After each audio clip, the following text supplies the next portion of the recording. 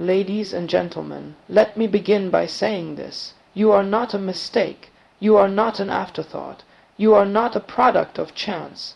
You are the intentional design of a creator who never wastes his breath. One of the most dangerous things in the world today is not poverty, not disease, not war, it is self-hatred.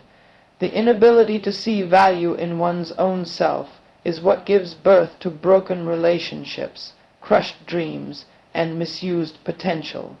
You cannot walk in purpose if you secretly believe you are unworthy of it. Loving yourself is not arrogance, it is alignment. It is agreeing with the Creator about who you really are. Let me give you 4 foundational pillars that will help you learn to love yourself the right way. You are not a mistake, you were created with purpose. This is not just a feel-good statement. It is a foundational truth. One of the most tragic conditions in the human experience is the belief that one's life is accidental, that somehow you ended up here by coincidence, or worse, by mistake. But I want you to know with every fiber of your being that your existence is not random.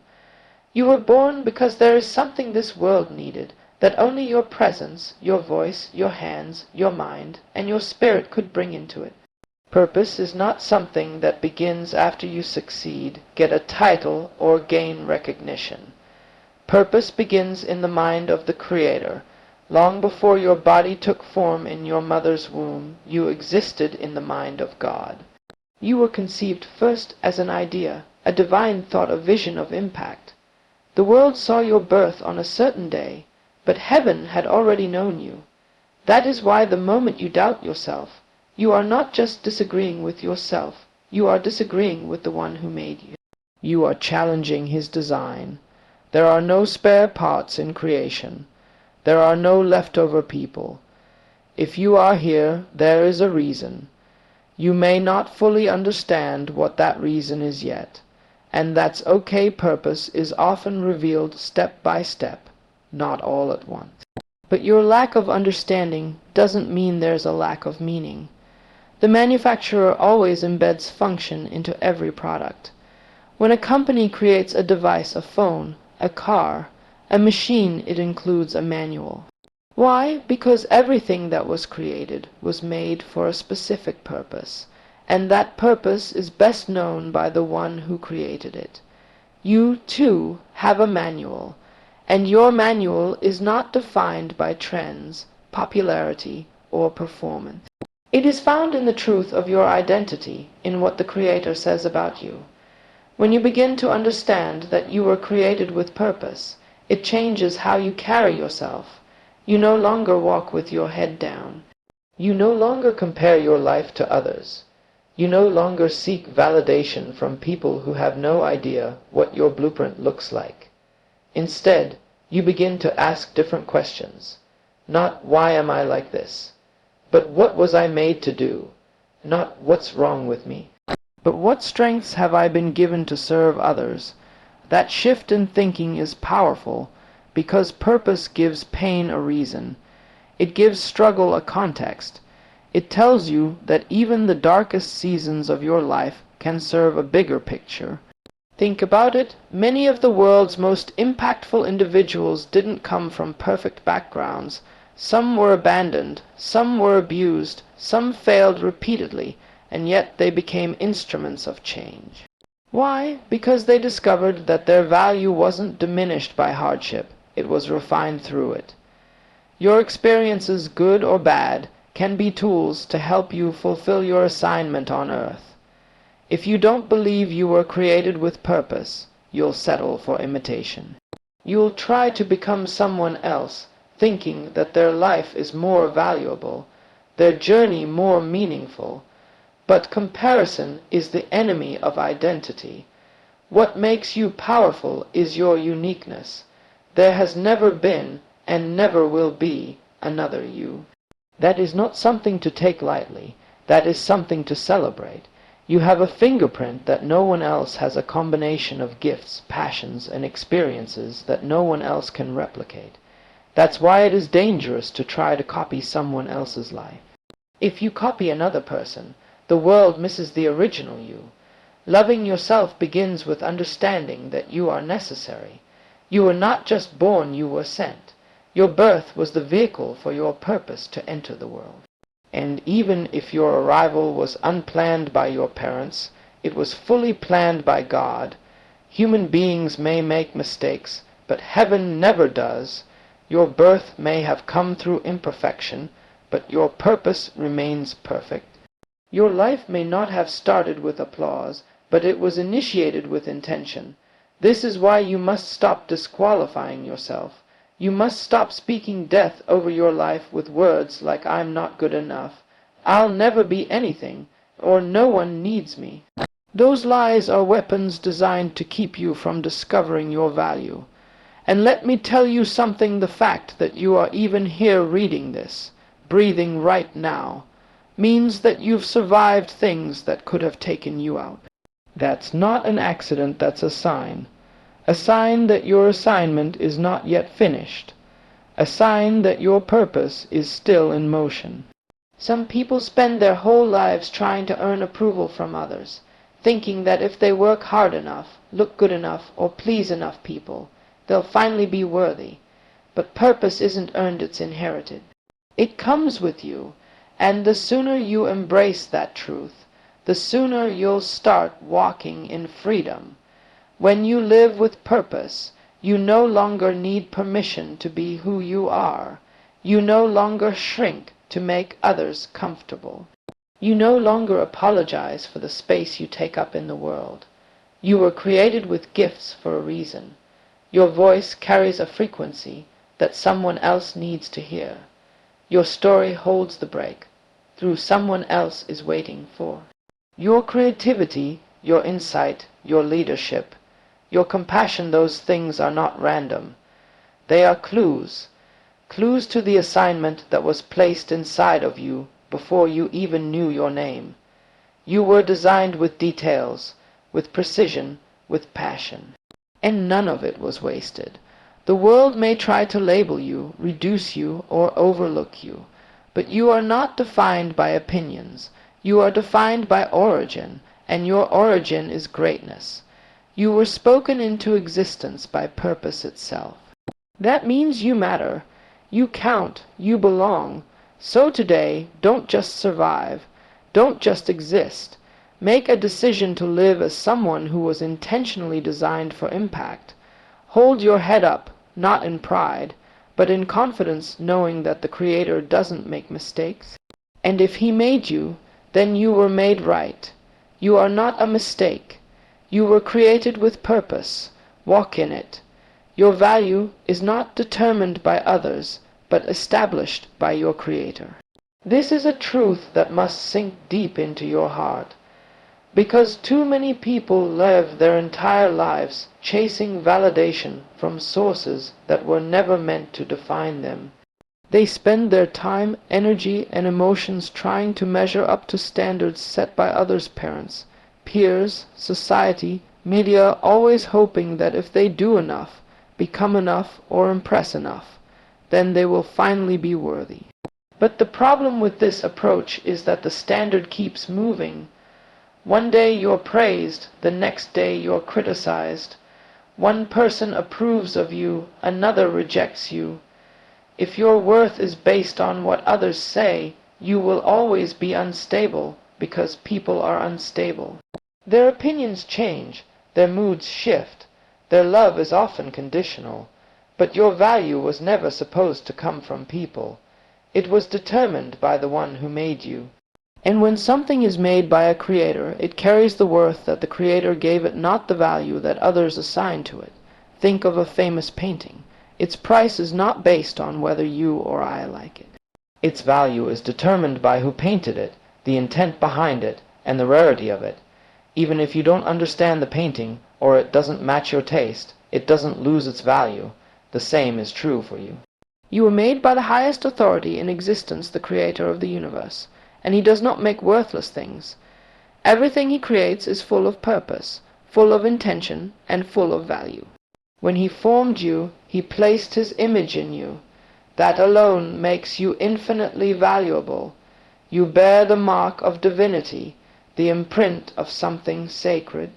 That means no matter what anyone says about you, no matter how they treat you, ignore you, abandon you, or dishonor you, your worth remains untouched.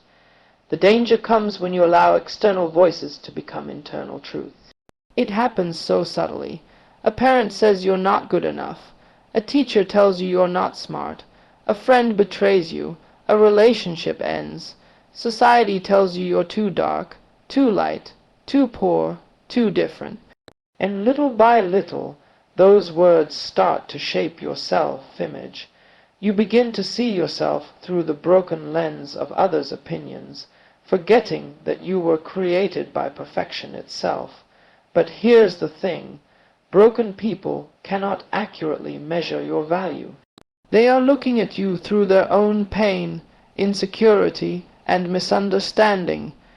You must return to the original source to know your worth. Only your Creator can tell you what you're really worth, because He made you with full knowledge of your design, your function, and your future. He doesn't value you based on performance. You don't have to earn His approval. Your value is not based on how many people follow you, love you, or understand you. It is based on the unchanging truth that you are His. And when you understand that, you become free, free from the need to impress, free from the weight of comparison, free from the fear of rejection. You can walk into a room full of people and not feel the need to prove yourself, because you know who you are. You can love others without needing their approval, because your identity is secure. You can fail without being a failure, because your worth is not tied to your success. That is real freedom. Too many people today are living for likes, applause, and attention. But no amount of public validation will heal a private sense of worthlessness. That can only change when you stop looking outward and start looking upward. When you shift your focus from people's opinions to God's truth, your entire self-perception changes. You realize you are not here to be liked, you are here to live on purpose. You are not here to compete, you are here to complete an assignment. And you are already valuable, not because of what you've done, but because of who made you. This is important to remember, especially when you face rejection. Rejection often feels like proof that you're not good enough. But rejection is not a reflection of your value. It is often redirection toward your true calling. Sometimes people don't recognize your worth simply because they are not assigned to your journey. Their failure to see you does not mean you're invisible. It just means they're not the ones who were meant to validate you. Don't let the blindness of others make you question the clarity of your design. And let's be honest, sometimes we're the ones who devalue ourselves. We replay our mistakes, we focus on our flaws, and we carry shame from the past. We assume that our worth has diminished because of what we've done or what we've gone through. But even when you fall short, even when you feel broken, your value remains. Just like $100 bill is still worth $100 whether it's crumpled, dirty, or torn. Your worth is constant even when life tries to crush you. Why? Because the one who made you has never changed his mind about you. When you finally embrace this truth, your life begins to transform. You begin to protect your peace. You no longer tolerate environments that devalue you. You no longer settle for relationships that dishonor your identity. You begin to expect more not because you're arrogant, but because you finally understand your worth. You begin to carry yourself with dignity, speak with confidence, and dream with boldness.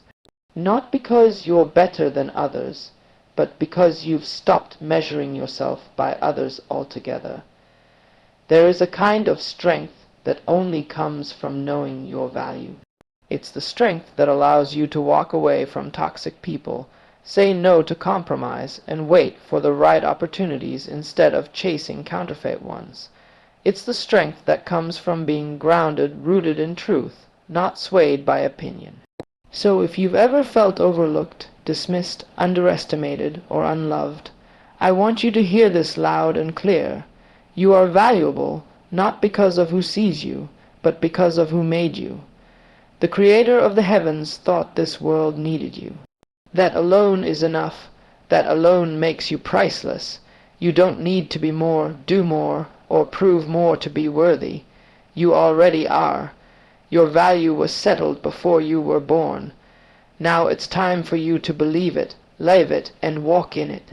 Because your value is not determined by others. It was established by your Creator, and that truth will never change.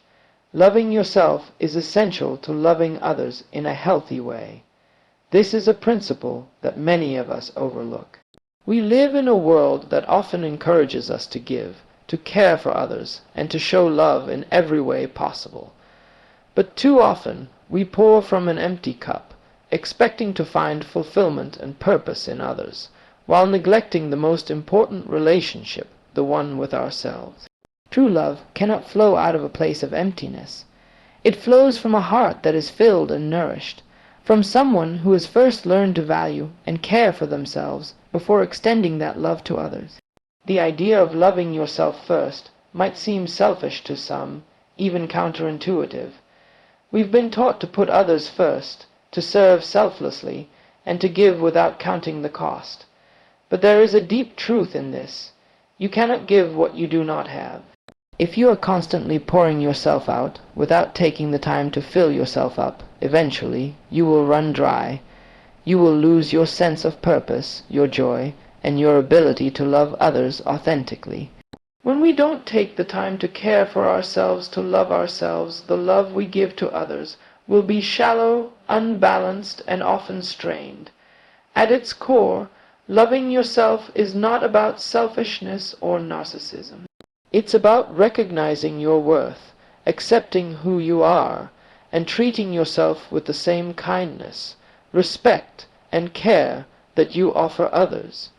It's about understanding that you are worthy of love and care, not because of your achievements or what you can do for others, but simply because you exist. You were created with value, and it is essential that you honor that value by loving yourself. When you love yourself, you stop looking for external validation to feel good about who you are. You stop seeking approval from others to define your worth. Your love for yourself becomes the foundation from which all other relationships grow. If you cannot recognize and nurture your own worth, it is understanding that you are not a machine, designed only to give to others. You have limits, needs, and desires that must be met. This means setting boundaries, taking time for yourself, and acknowledging your own feelings and needs. In doing so, you become a healthier and more effective person in all your relationships. You will find that you have more patience, more empathy, and a greater capacity to love others when you have taken the time to love and care for yourself first. Boundaries are an important part of loving yourself. Too often, we sacrifice our well-being for the sake of others, allowing people to take more than they should, expecting too much from us. But when you love yourself, you know your limits. You understand that it is okay to say no, to set limits, and to protect your own peace. It is not selfish, it is necessary. Healthy relationships require balance. You cannot be constantly giving without replenishing yourself, just as a tree cannot bear fruit without nourishment from its roots. When you make yourself a priority, not at the expense of others, but for the sake of your own well-being, you strengthen all of your relationships because you have more to give. In addition to setting boundaries, loving yourself means forgiving yourself. We all make mistakes, and we all have things in our past that we regret. But self-love requires us to let go of the shame, guilt, and self-criticism that often hold us back. You are not defined by your past mistakes, and you are not obligated to carry them with you into every new chapter of your life. When you learn to forgive yourself, you free yourself from the weight of regret, and you open up the space to love yourself more fully. Only when you stop punishing yourself can you truly offer grace and compassion to others. Self-love also involves compassion. We can be our own harshest critics, judging ourselves more severely than we would ever judge others. But when you love yourself, you extend to yourself the same kindness and understanding that you would offer a friend. You treat yourself with patience, recognizing that growth is a process and that no one is perfect. Embracing your imperfections rather than rejecting them allows you to live with greater peace and contentment. When you are at peace with who you are, you become more patient and understanding with others, seeing their struggles and imperfections with the same compassion that you show yourself. Loving yourself also means embracing your uniqueness. The world often tries to impose standards of beauty, success, and worth that are unrealistic and harmful. But self-love means rejecting these external measures and embracing the person you were created to be. You stop comparing yourself to others, and instead, you celebrate your individuality. When you love yourself, you see yourself as a masterpiece, a one-of-a-kind creation, designed to bring something unique and valuable to the world. This love for yourself becomes the foundation for loving others, because you understand the power of embracing differences, recognizing that every person has something precious to offer. When you love yourself in a healthy way, you become more confident, more secure, and more able to love others authentically. You no longer seek to control, manipulate, or change others to meet your needs. Instead, you love them for who they are, without expecting them to fulfill all your emotional needs. You are able to give love freely because you have first given it to yourself. This creates healthier, more balanced relationships, built on mutual respect and understanding. True love for others can only flow from a heart that is full. When you love yourself, you stop seeking to fill the empty spaces within you with the approval, affection, or attention of others. Instead, you give love because you have an abundance of it to offer. This love is not motivated by need or insecurity, but by a genuine desire to serve, uplift, and enrich the lives of those around you. You love because you are already loved, and because you know that love is not a transaction but a gift. In conclusion, loving yourself is not just a luxury or a selfish indulgence. It is the foundation for all healthy relationships. When you love yourself, you show up as your most authentic, whole, and powerful self in the world. You become more compassionate, more understanding, and more able to love others without strings attached. It is from this place of self-love that you can truly give, without fear of depletion, and without seeking to gain something in return.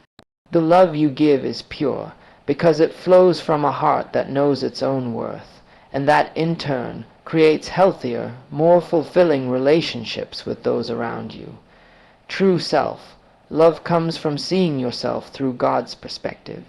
In a world that often defines worth based on external factors such as appearance, success, and approval from others, it can be difficult to understand what true self-love really means. The world will tell you that you must achieve something, look a certain way, or meet certain standards in order to be considered valuable or worthy of love. But true self-love is not found in any of these external conditions. It is rooted in a deep understanding of who you are in the eyes of the Creator. When you begin to see yourself the way God sees you, you will discover a self-love that is not dependent on performance or approval, but on the unchanging, unconditional love of God. The truth is, God sees you in a way that no one else can. He sees past your mistakes, your flaws, your insecurities, and your shortcomings. He sees your heart, your potential, and your purpose. He knows exactly what He created you to be, and He loves you deeply, regardless of where you are on your journey. This love is not based on anything you have done or anything you can do. It is simply because you are His creation, and He delights in you. When you start to see yourself through this lens, your understanding of self-love shifts from being something you need to earn or prove to something that is already inherent in who you are. God's perspective of you is not shaped by society's standards or human opinion. People may judge you based on your appearance, your past, or your performance, but God's perspective of you is not swayed by these things. His love for you is constant and unchanging, no matter what others may say or think. In fact, God's love for you is not based on your perfection. It is based on His perfect love for you, a love that sees beyond your flaws and mistakes to the beauty of who you are in Him. When you embrace this truth, you can begin to release the need for approval from others and start to see yourself as God sees you, valuable, precious, and worthy of love. One of the most significant aspects of God's perspective is that He sees you as fearfully and wonderfully made. The Bible says in Psalm 139:14, "I praise you because I am fearfully and wonderfully made. Your works are wonderful. I know that full well." This verse reminds us that we are not accidents or mistakes. We are intentional creations, made by God with great care and purpose. Every detail of who you are, your personality, your talents, your gifts, and even your struggles has been woven into your being by the hands of a Creator who loves you deeply. When you truly understand this, you begin to see that you are not just someone who is trying to measure up to a standard. You are someone who is already cherished and loved by God just as you are. God's perspective of you also reveals the incredible worth you possess. The value of something is determined by the price someone is willing to pay for it. God saw such incredible value in you that He gave the greatest sacrifice of all His Son, Jesus Christ. The fact that God sent Jesus to die for you is the clearest demonstration of how much He values you. It's easy to look at our mistakes or weaknesses and feel unworthy of love. We may focus on our failures and think that we are too flawed to be loved, but God sees past all of that. He sees you as worthy of His love because of who you are in Him.